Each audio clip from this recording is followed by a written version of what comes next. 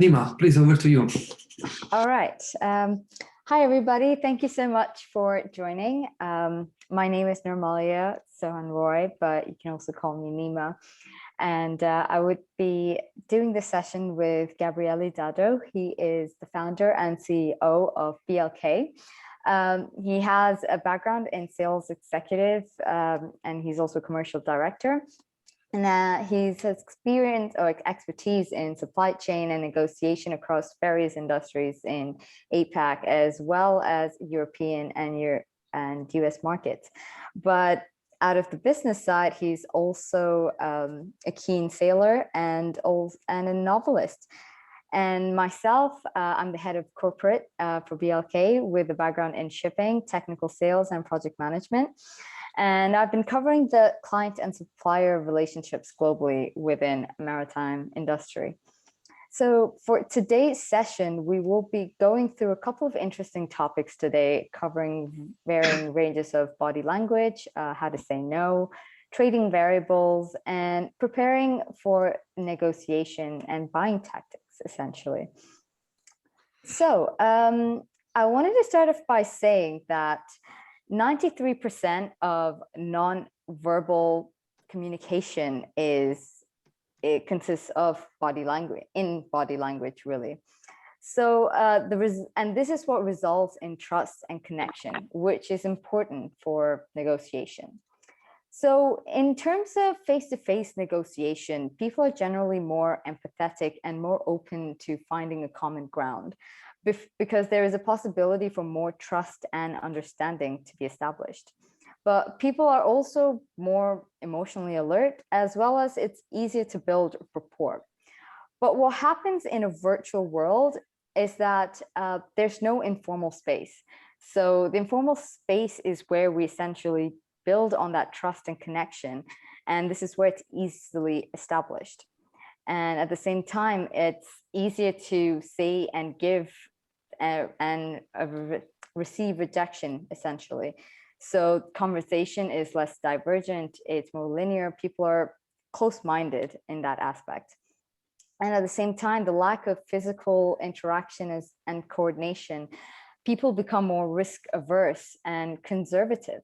So these are some of the little, let's say, roadblocks that you would receive, that you would normally see when you are face-to-face. And some of the common mistakes that people do is they avoid silence. People find virtual silence uncomfortable. Well, silence can actually be very useful when it comes to negotiation. So, and also not clarifying constraints and assumptions. So this leads to misunderstanding and lack of trust. So it's very important that all parties are aware of exactly what is going to be discussed and everybody's on the same page. And this is why not setting an agenda and managing expectations is almost critical, because surprises are usually not welcome. And if the opposing side is not prepared, they could easily be deemed that you are untrustworthy. And the lack of cultural awareness or the cultural difference, that is also a hindrance when it comes to negotiation. So it's important to be aware of the cultural influences, communication styles, and boundaries. So what way can we actually successfully negotiate virtually? So connecting at the outset and managing expectations is the way to go. So this means setting the scene by sending the agenda to align on expectations, setting up the meeting so that you stay in control. Note that there is less patience and time to work together. So this is why it's important to ensure that everybody is on that same starting space. And this, at the same time, this informal space where you use to create in the beginning of a meeting, it's important because it ensures that everybody has a face and you know their background. So use this time to build that connection. At the same time, clarify constraints and assumptions.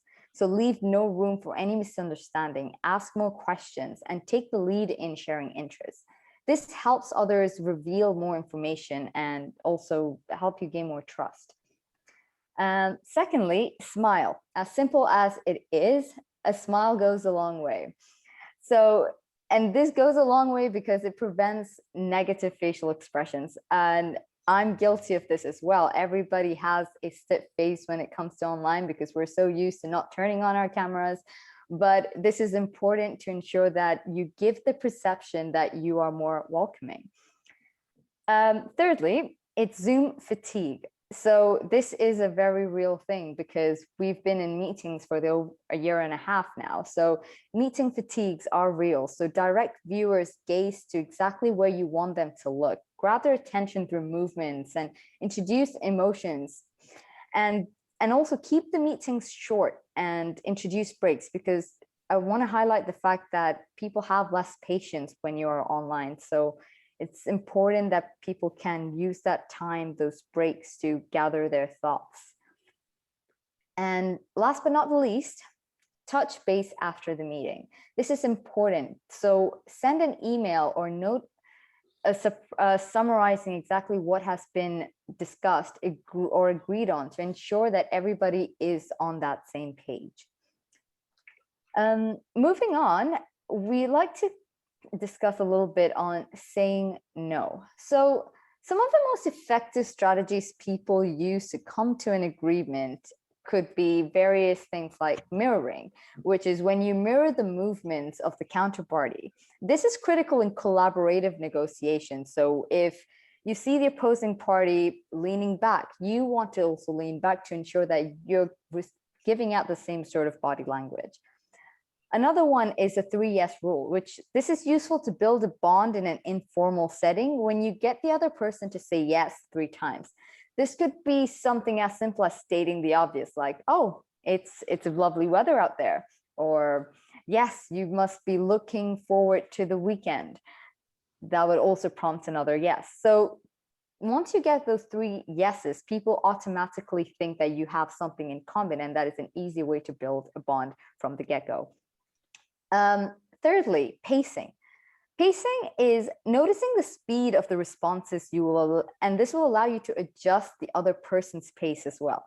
And this gives you a chance to regain your composure, ask questions, and also provide you with more information. So if there are stances where the other person is going too fast, you can control that pace by saying, okay, can you repeat that? Or could you clarify a little more on those aspects? So you still maintain that control. And in terms of human psychology, human beings are wired to think that yes is commitment and no is protection, because we don't like to give away our autonomy. So it's important to recognize that it's because successful negotiation, it's not about getting to the yes, it's about mastering no and understanding what the path to the argument is. When we protect ourselves with a no, we are more open to what others have to say because we feel protected. We feel like we are in control and nobody else is taking advantage of our yeses, let's say. So we're not worried about what we committed to. So therefore, we can then use a no to make someone else feel protected and open-minded to what you have to say. So for example, you could tell somebody, you wouldn't want this meeting to be a waste of your time, do you? And that would prompt the other person to say no. And also at the same time, leaving them curious to know exactly what you're about to say next.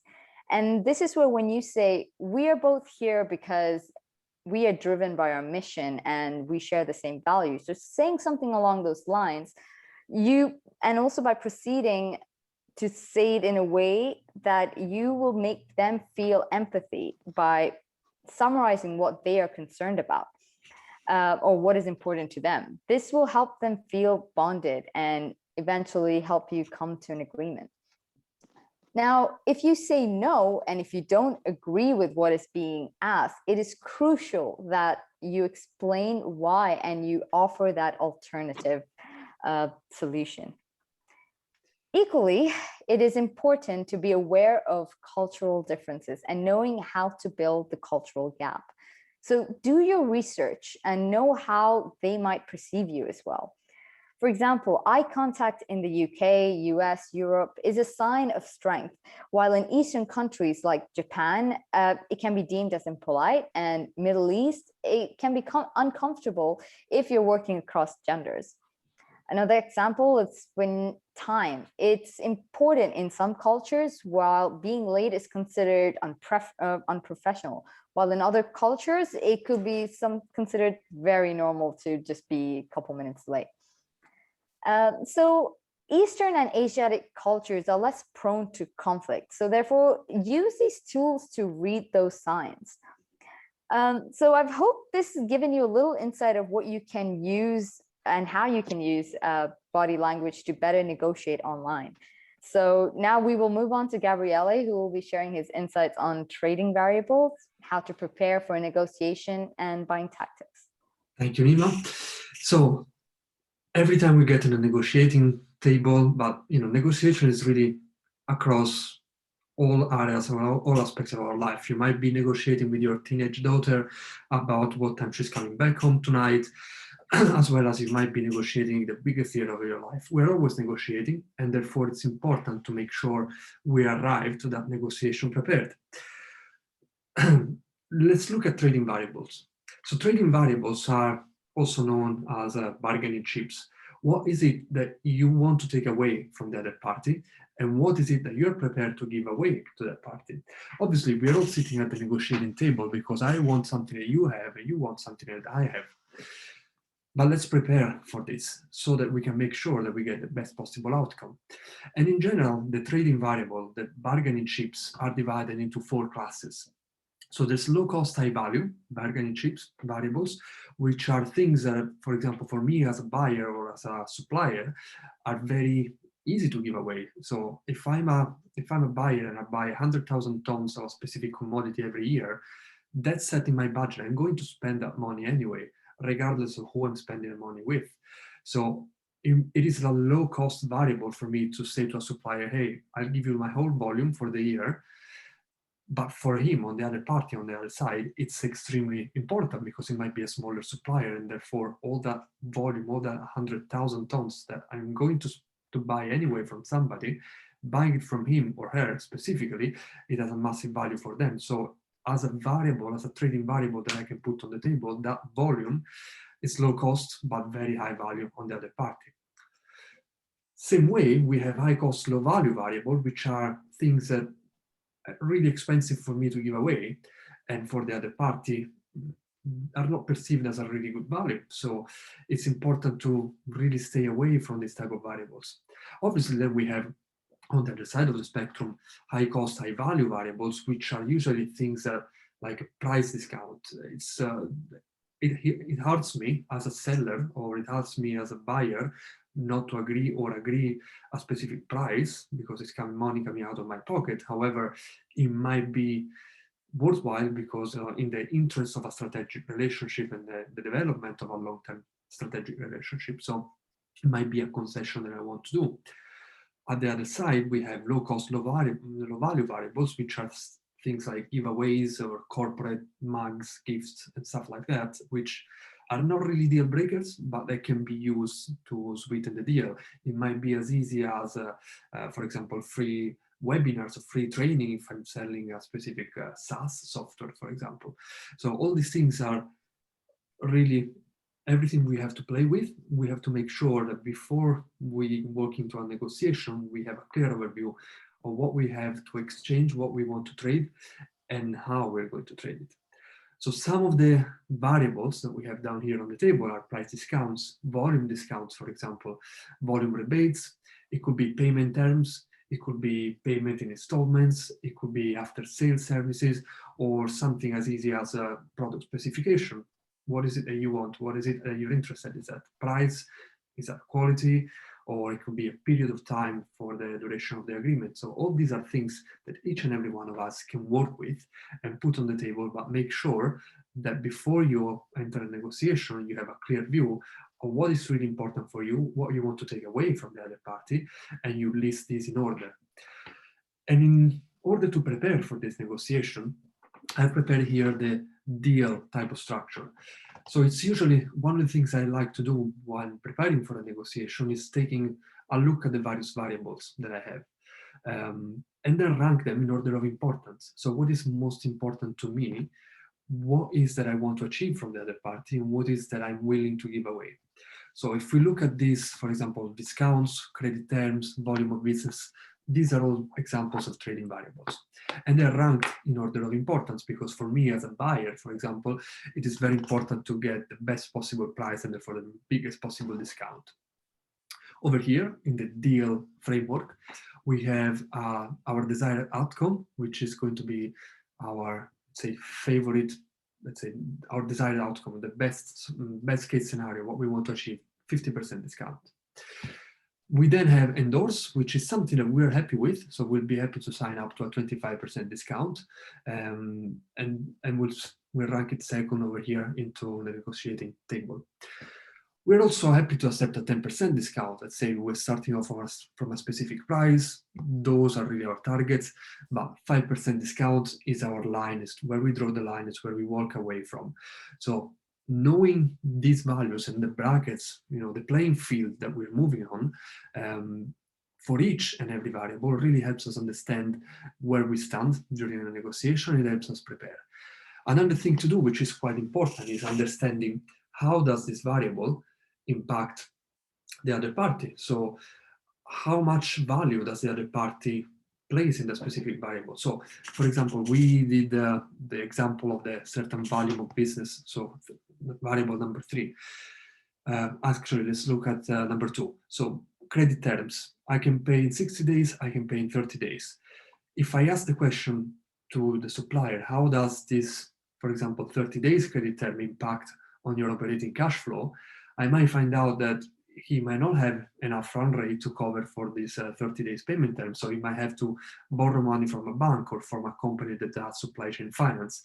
That will cost them interest. So by asking the question, I can also monetize what these credit terms that I'm trying to take home mean for them. So maybe my desired outcome is paying in 60 days, but I understand that if paying in 60 days has an impact of $30,000 on their bottom line, then we can work, try to find a middle ground, but also it helps us place a monetary value on each and every variable because everything can be monetized, pretty much everything at least. And this helps us understand also putting ourselves in our other parties' shoes and helps us understand the value for them. And obviously we want to try and always move and give away variable after variable, but giving away those that are low value for us, high value for the other party.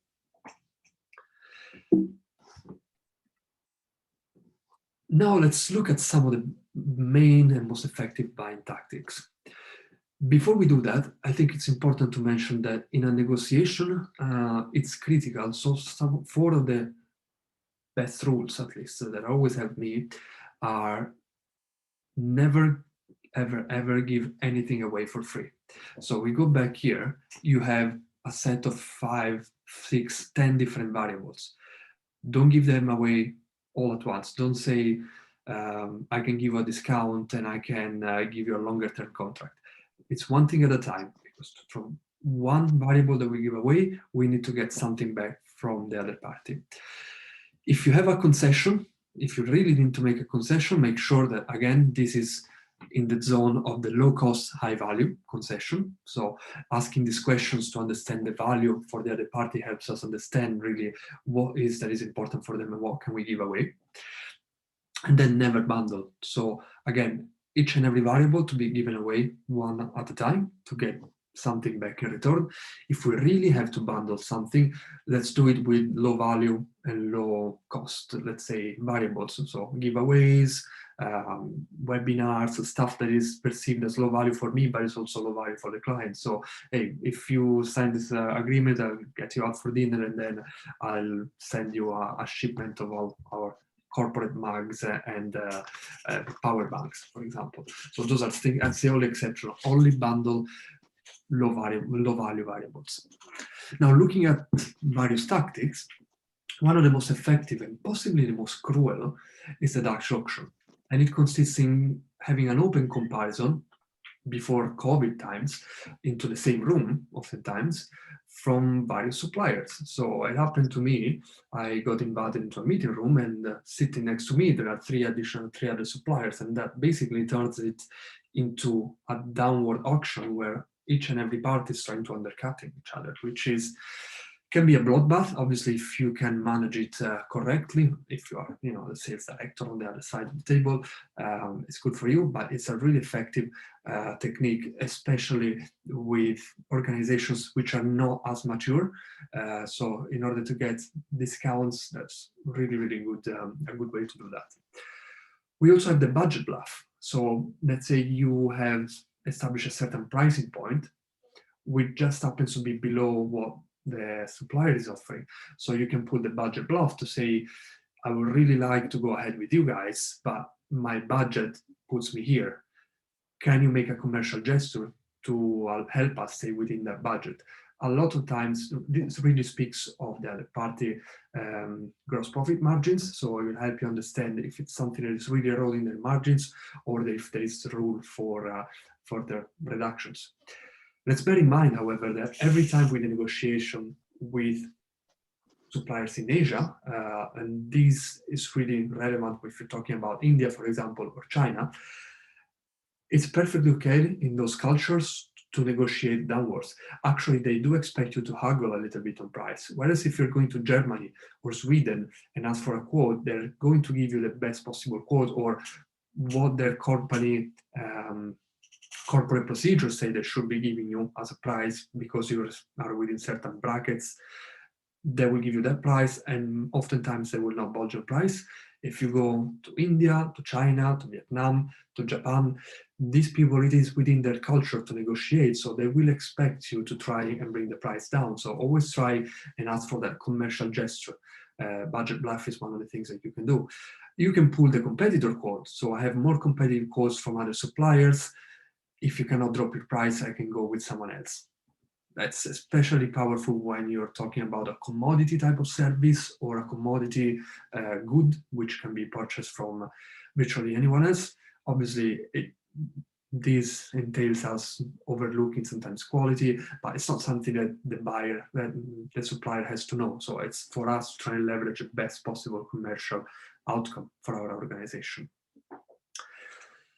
Another technique that we can look at is the best friend, and this usually helps very well when you have an established working relationship with that specific company, where you have been in a few discussions, possibly met face-to-face or had a few Zoom meetings. When you've built that rapport, you can try and put the best friend card where you're saying, come on, my boss is really pressuring me to get this deal through the line. Can you help me just this one time? So the best friend card can be very useful when you have an established working relationship, and usually works very well. And then looking at three final tactics, we have the future promise. So if you really give me a very good deal for this small initial order, I promise you I'll give you a lot more business in the future. So again, it's something that usually someone who's skilled, so if you have another party on the other end of the table, like a professional sales director or professional business development person, they will try to build this in within a volume rebate into an agreement. But again, if you're talking with an organization which is not as mature, another thing that works very well is the future promise. So give me a really good deal now, I'll give you X, Y, Z tomorrow in terms of business. Final note, I think very important when it comes to any negotiation, is that there is always one party at the table which is under time pressure. If it's not you, happy days, because you have all the time in the world and the clock is ticking from the other guy. A lot of times, we're dealing with people who are, you're buying from a salesperson. Usually salespeople have end of month quotas to hit, or we might be approaching a specific financial year end for a company. So also good to do a little bit of background research and see when it's the financial year end for a specific company, so that you know under what type of time pressure they are. And pulling the stall tactic, when you're pretending that you're in no rush to find a deal, it really helps you, because they're more likely to give concession as far as the clock keeps ticking on their back.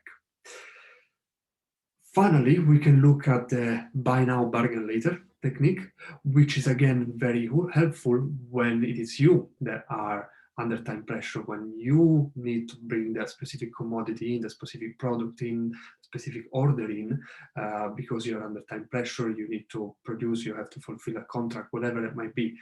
So buy now, bargain later is trying to expedite a specific deal before everything else is worked out. So you could be saying something along the lines, come on, we've come so far, let's just start processing my order and then we'll sort out the minor details later. These minor details being possibly a price discount, possibly being credit terms, possibly being contract length and so on.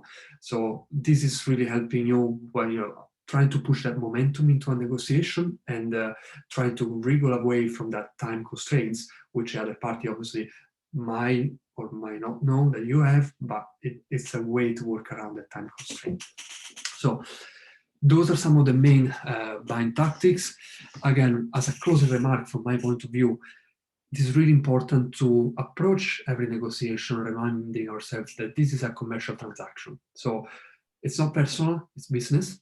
And each and every party has to try to get the best possible outcome. So I usually achieve the best possible outcome by talking with the other party, understanding what they want to take away from the negotiation. So being open and transparent from the outset, I believe is critical, because you know what's on the other party's agenda, they know what's on your agenda, and then you can work together to get that win-win agreement in place. Obviously, if I have the feeling that you are hiding something from me, you're not acting in good faith, I will go protective. A lot of people make the mistake of going protective into a negotiation, of becoming, let's say, combative, as opposed to being, let's say, proactive and inclusive. So to me, it's really critically important to make sure we speak, we are very transparent, we uncovered not all, but most of our cards from the beginning, and surely understand what the other party is trying to take away, and tell the other party what we're trying to take away. Why? Because a lot of times we might even achieve a specific positive outcome for one order, but we're shutting ourselves the door for a much wider cooperation, a much bigger value-adding cooperation. So be transparent from the onset. Remember that this must be a win-win situation, and the more you can drive value from the other party, and the more you will make them understand and perceive that this negotiation has been very fruitful for them as well as you, then you're in for the win. So again, transparency and trustworthiness are established from the onset, and if the other party understands that you're negotiating in good faith because they know what they want, what you want to achieve in this negotiation, you know what they want to achieve, it really makes things a lot easier for all parties. So this brings us to the end of our webinar. Happy to take now any questions. So please let me know if you have any, Nima. Do you have any question that came through?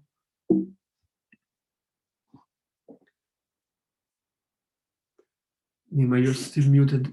We can't hear you. Oh, sorry about that. No? Just a quick question from mine. How do you, based on your experience, what is the best way to handle a rejection? Okay, for me, handling a rejection, again, it's always hard to get a rejection in. However, we should always remind ourselves that this is a commercial negotiation. So it's not about you, it's not personal, it's business.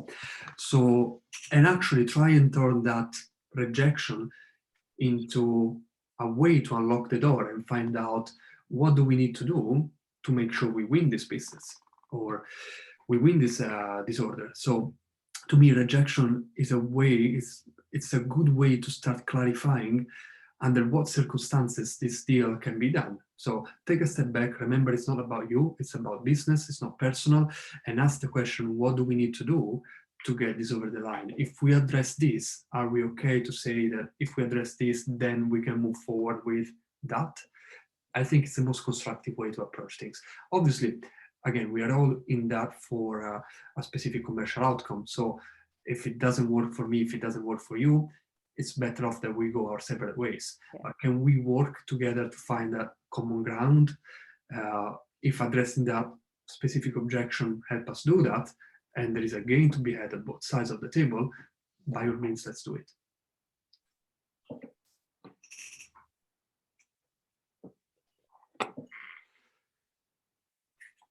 Anybody else have a question for Gabri or myself?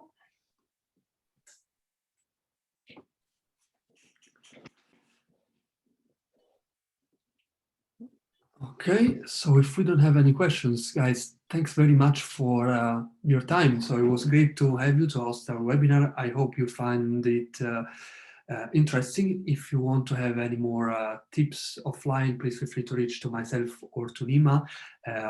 We'll be sharing a quick agenda of what we talked about today, and please follow us on our socials. So we'll be coming out with few new webinars, educational webinars every month. And so like us on Facebook, like us on LinkedIn to keep up to date, and we'll send over invitations to join our next ones. Thanks very much, everyone. Thanks, and everybody. have a lovely day ahead. Bye-bye. Thank you.